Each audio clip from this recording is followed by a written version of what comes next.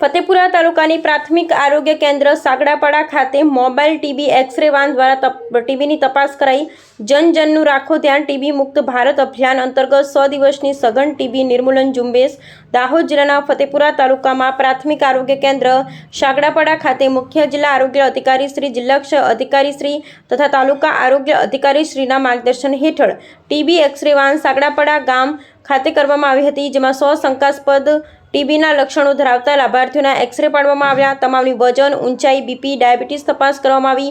જો ટીબીનું નિદાન થાય તો ભારત સરકાર શ્રી તરફથી દરેકને ટીબીના દર્દીને મહિને ₹1000 દવા ચાલુ રહે ત્યાં સુધી પોષણ સહાય રૂપે દર્દીના બેંક ખાતામાં જમા કરવામાં આવે છે।